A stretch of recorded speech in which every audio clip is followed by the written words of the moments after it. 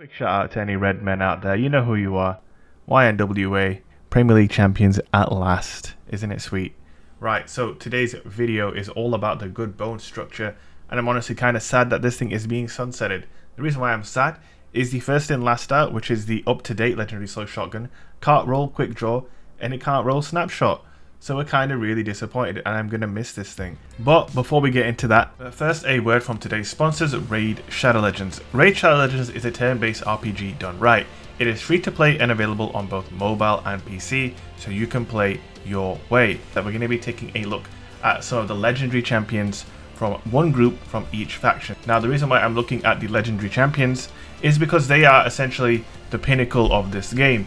If you're going to play Raid Shadow Legends, you're going to want to bag yourself a legendary champion at one point or another. So first we have Elinari. She is a legendary attack champion, and I just want to say, look at the design on these characters. The armor looks fantastic. Alright, one more I have to show you is Ethos. Look at this dude. Purple and gold. Look at that shield. Look at that cool spear. Next we're going to be looking at the Gellian Pact, and these are obviously like the orc type of faction, the monster type of dudes, you know, the ugly fellas. First we have Grohak the Bloodied. I mean, look at him. Would you want to run into this guy down a dark alley? I know I wouldn't. Look at that axe, that bloody armor. Bad intentions, man. Bad intentions. But if you like orcs, you're gonna like Robar. Look at him. Spiky, scully armor. He looks like he's got a lot of bodies under his belt.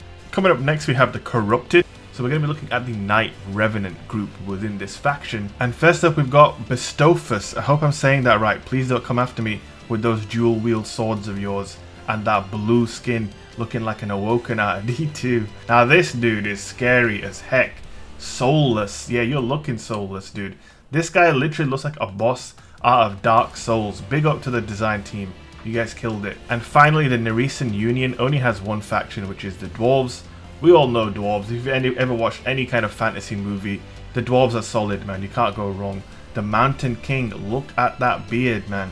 Come on, you've got to respect the beard here. And finally, we have Tormund the Cold with what looks like an ice hammer. Really, really cool design. Challenge yourself to your edge in the ongoing tournaments. Compete against the entire raid community while fighting the Spider's Den, Ice Golem's Peak, the Almighty Fire Knight, or the Notorious Dragon in order to win awesome rewards and rare artifacts. Well, go to the video description, click on the special links, and if you're a new player, you get 100,000 silver, plus 50 gems, plus 1 energy refill, and 1 free champion adjudicator. This champion will help you get through the early stages of the campaign. All of this treasure will be waiting for you here. So what are you waiting for? Good luck, and I will see you guys there. Just so you know, these rewards are only available for the next 30 days and only for new players. Right, so you guys may know I did a video talking about sunsetting, and honestly I wasn't too upset about the fact that sunsetting was happening, but we have actually gotten some news that some Iron Banner weapons are being reissued, quote unquote, and they're basically the exact same weapons with the exact same perks. Looking at Swarm of the Raven, for example, I've seen some PvE content creators making the comments on Twitter that it's kind of messed up that they then have to farm for a weapon with the exact same rolls that is no different to their current one. And honestly, that's kind of poor, it has to be said. And I have a very similar issue with the good bone structure that you're going to be seeing in this video. Side note, we are playing Rumble, and I am also using Ace of Spades. So there's quite a lot of Ace of Spades gameplay as well, because obviously in Rumble you do use your primary quite a lot. Well, at least I think that's how you're supposed to play Rumble. I don't know, don't quote me on that one. But anyway, my issue with good bone structure is actually an issue with the first in last out that has also been reissued for this season. First in last out is just another slug shoddy, exactly like good bone structure. There was actually quite a few of them in year one. If you guys don't know, I could list them off. There was Unification, good bone structure, first in last out. I think I might be even missing one, but they're all the exact same weapon. The Suros shotgun with a slightly different logo or shader on it. Everything about these weapons is identical. The only thing that sets them apart from one another are their perk pools. And so first in last out is coming back to the game, but its perk pool is kinda ass. The only thing it has that's relatively interesting is Vorpal weapon. We haven't seen Vorpal weapon on a slug shoddy before, so when it does become available, I'm definitely going to want to try it out. But my main issue with first in last out that has been reissued is that it doesn't come with quick draw and it doesn't come with snapshot. Now as you can see in the gameplay, this quick draw snapshot roll is what really makes a slug shotgun, particularly a legendary slug shotgun, worth using. If you guys are not really familiar with how I'm using it and why this specific roll is so powerful, in this combination? Well, it's the fact that you can hit them with the hand cannon, immediately swap to the good bone structure and clean them up with a body shot kill. And it's just a very, very powerful tool. This is not possible unless you have quick draw, or at the very least snapshot.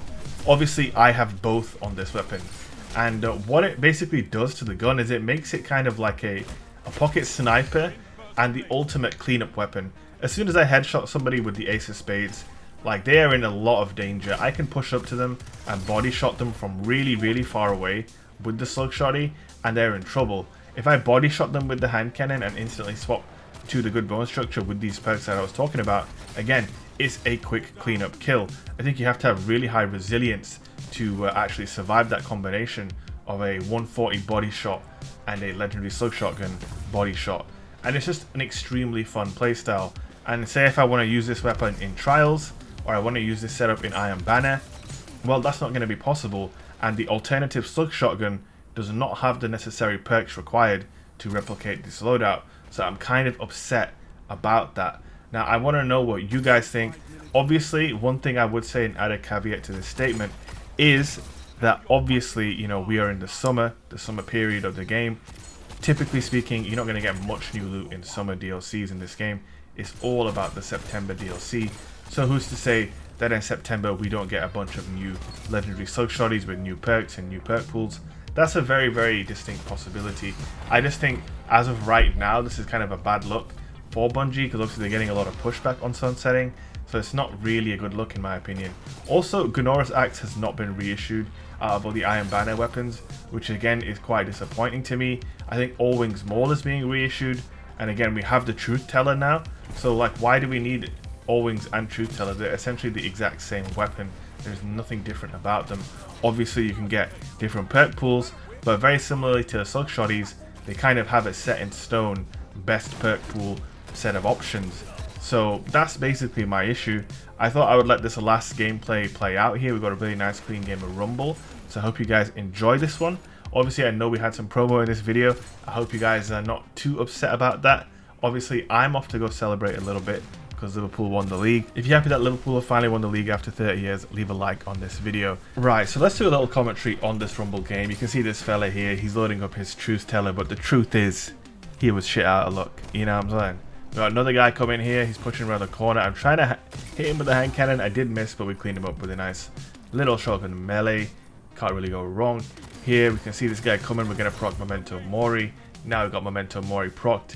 My opponents are in danger. Maybe they don't realize it, but they are in danger.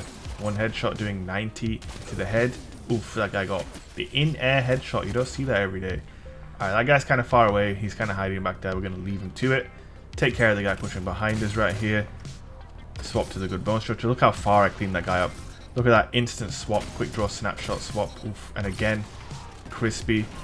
This Titan came in and stole my kill, but we quickly cleaned him up. I should have really headshot him there, but not a bad thing in the end. We got an overshield from the melee finish.